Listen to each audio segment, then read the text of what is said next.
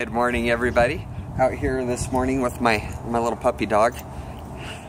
My daughter named him Mochi, which is a Japanese rice treat. Anyway, she loves her Japanese. But I was thinking about this past weekend. I actually climbed Mount Nebo, which is the highest peak along the Wasatch Front here in Utah. And I was talking to a new friend, Ben Woosley, who's actually someone that's climbed one of the peaks here 715 times as of Saturday. So there's a good chance that he is at 718 by now. But we were talking about just a lot of different things, because when you're hiking with someone for a few hours, there's a lot of things come up. But the one thing that a story that came up that we talked about was a story about doing and planning. And so there was a story that I heard, and if you've heard it before, I'm probably going to mess it up, but I think you'll get the point. It was about a teacher that actually was a ceramic teacher, and he decided to try a little experiment. He decided to take half of his students and say, okay, I just want you guys to focus on making that one perfect pot. One quality pot for the whole year. That's all you need to focus on. And then he took the other half of the students and say, I just want to see quantity.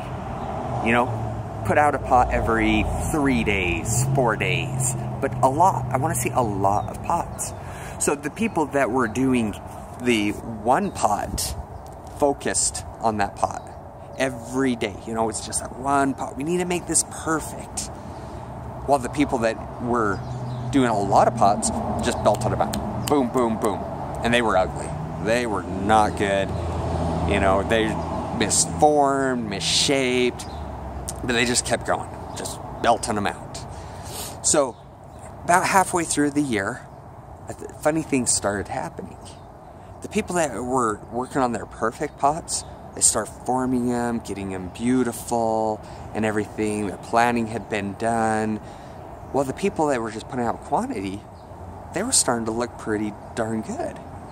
They were getting out there, and they were, oh, if I do it this way, you know, it looks good. I'm gonna try this, and it's, oh yeah, that's really cool. You know, they were just experimenting at this point. It was just fun. By the end of the year, the people that had one pot to put out, they turned them in, and they were really good. You know, they were nice and curved, they were symmetrical, but they weren't great. They were good. Now, the people that just belted out a ton, theirs were actually really magnificent. There were creativity in it. The shape of them were different. You know, each of them had their own individuality for each of the person that did them.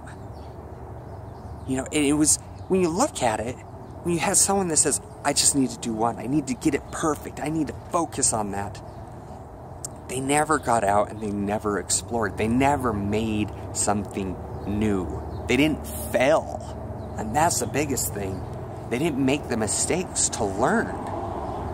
Well, the people that were putting out quantity, they tried something, it didn't work. That's okay. They tried something else, it didn't work. But what if I do it this way? So what the whole moral of the story is you can try to make one thing perfect, but you're going to miss out on those growing opportunities. Make sure that you're going out and that you're trying and failing and learning from those mistakes. That's where the growth happens. That's where we start becoming masterpieces.